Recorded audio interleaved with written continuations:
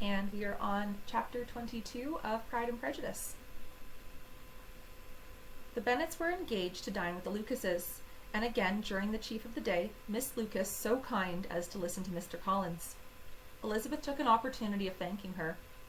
"It keeps him in good humour," said she, "and I am more obliged to you than I can express." Charlotte assured her friend of her satisfaction in being useful, and that it was amply repaid to her for the little sacrifice of her time. This was very amiable, but Charlotte's kindness extended farther than Elizabeth had any conception of.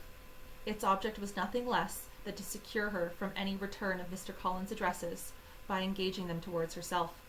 Such was Miss Lucas's scheme, and appearances were so favourable that when they parted at night she would have felt almost secure of success if he had not to leave for Hertfordshire so very soon. But here she did injustice to the fire and independence of his character, for it led him to escape out of Longbourn House the next morning with amiable slyness, and hasten to the Lucas lodge to throw himself at her feet. He was anxious to avoid the notice of his cousins, from a conviction that if they saw him depart, they could not fail to conjecture his design, and he was not willing to have the attempt known till its success could be known likewise. For though feeling almost secure, and with reason, for Charlotte had been tolerably encouraging, he was comparatively different since the adventure of Wednesday. His reception, however, was of the most flattering kind. Miss Lucas perceived him from an upper window as he walked towards the house, and instantly set out to meet him accidentally in the lane. But little had she dared to hope that so much love and eloquence awaited her there. In as short a time as Mr. Collins's long speeches would allow, everything was settled between them to the satisfaction of both, and they entered the house as he earnestly entreated her to name the day that was to make him the happiest of men. And though such a solicitation must be waived for the present, the lady felt no inclination to trifle with his happiness. The stupidity with which he was favoured by nature must guard his courtship from the charm that could make a woman wish for its continuance, and Miss Lucas, who accepted him solely from the pure and disinterested desire of an established, cared not how soon the establishment were gained. Sir William and Lady Lucas were speedily applied to for their consent, and it was bestowed with a most joyful alacrity. Mr. Collins' present circumstances made it a most eligible match for their daughter, to whom they could give little fortune, and his prospects of future wealth were exceedingly fair. Lady Lucas began directly to calculate with more interest than the matter had ever excited before how many years longer Mr. Bennet was likely to live, and Sir William gave it his decided opinion that whenever Mr. Collins should be in possession of the Longbourn estate, it would be highly expedient that both he and his wife should make their appearance at St. James's. The whole family, in short, were properly overjoyed on the occasion. The young girls formed hopes of coming out a year or two sooner than they might have otherwise done, and the boys were relieved from their apprehension of Charlotte's dying an old maid. Charlotte herself was tolerably composed. She had gained her point, and had time to consider of it. Her reflections were in general satisfactory. Mr. Collins, to be sure, was neither sensible nor agreeable. His society was irksome, and his attachment to her must be imaginary. But still he would be her husband. Without thinking highly of either of men or of matrimony, marriage had always been her object. It was the only honourable provision for well-educated young women of small fortune, and however uncertain of giving happiness, must be their pleasantest preservative from want. The preservative she now had obtained, and at the age of 27, without having ever been handsome, she felt all the good luck of it. The least agreeable circumstance in the business was a surprise it must occasion to Elizabeth Bennet, whose friendship she valued beyond that of any other person. Elizabeth would wonder, and probably would blame her, and though her resolution was not to be shaken, her feelings must be hurt by such disapprobation. She resolved to give her the information herself, and therefore charged Mr. Collins, when he returned to Longbourn to dinner, to drop no hint of what had passed before any of the family. A promise of secrecy was of course very dutifully given, but it could not be kept without difficulty, for the curiosity excited by his long absence burst forth in such very direct questions on his return as required some ingenuity to evade, and he was at the same time exercising great self-denial, for he was longing to publish his prosperous love.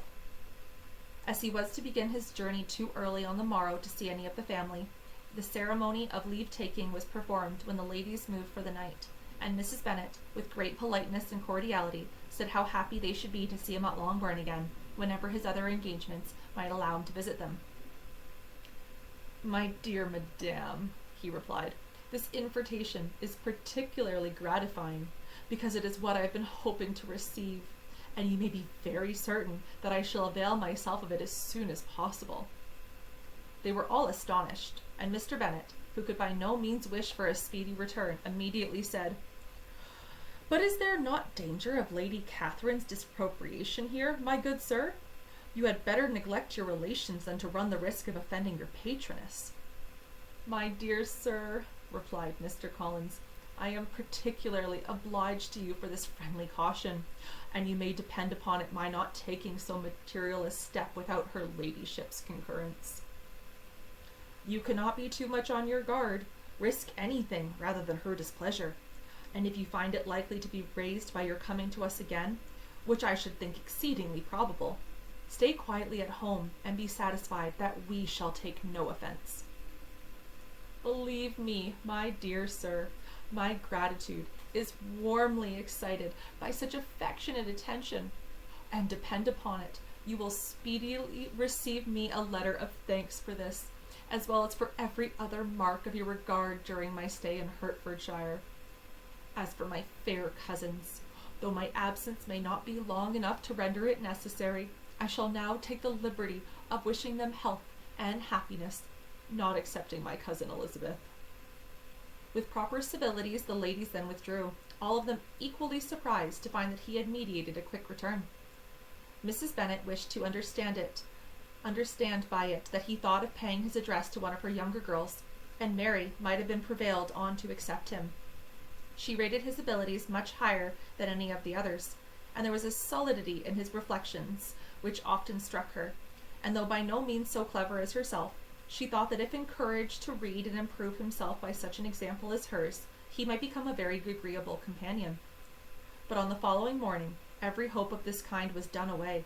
Miss Lucas called soon after breakfast, and in private conference with Elizabeth related the event of the day before. The possibility of Mr. Collins fancying himself in love with her friend had once occurred to Elizabeth within the last day or two, but that Charlotte could encourage him seemed almost as far from possibility as that she could encourage him herself, and her astonishment was consequently so great as to overcome at first the bounds of decorum, but she could not help crying out, "Engaged to Mr. Collins? My dear Charlotte, impossible!" The steady countenance which Miss Lucas had commanded in telling her story gave way to a momentary confusion here on receiving so direct a reproach, though, that it was not more than she expected. She soon regained her composure, and calmly replied, "Why should you be so surprised, my dear Eliza? Do you think it incredible that Mr. Collins should be able to procure any woman's good opinion because he was not so happy as to succeed with you?" But Elizabeth had now recollected herself, and making a strong effort for it, was able to assure her, with tolerable firmness, that the prospect of their relationship was highly grateful to her, and that she wished her all the imaginable happiness. "I see what you are feeling," replied Charlotte. You must be surprised, very much surprised, so lately as Mr. Collins was wishing to marry you. But when you have had time to think it all over, I hope you will be satisfied with what I have done. I am not romantic, you know. I never was. I only ask for a comfortable home, and considering Mr. Collins' character, connections, and situation in life, I am convinced that my chance of happiness with him is as fair as most people can boast on entering the marriage state." Elizabeth quietly answered, "Undoubtedly," and after an awkward pause they returned to the rest of the family. Charlotte did not stay much longer, and Elizabeth was then left to reflect on what she had heard. It was a long time before she became at all reconciled to the idea of so unsuitable a match. The strangeness of Mr. Collins making 2 offers of marriage within 3 days was nothing in comparison to his now being accepted. She had always felt that Charlotte's opinion of matrimony was not exactly like her own, but she could not have supposed it possible that when called into action she would have sacrificed every better feeling to worldly advantage. Charlotte and the wife of Mr. Collins was a most humiliating picture, and the pang of a friend disgracing herself and sunken her esteem was added to the distressing conviction that it was impossible for that friend to be tolerably happy in the lot she had chosen.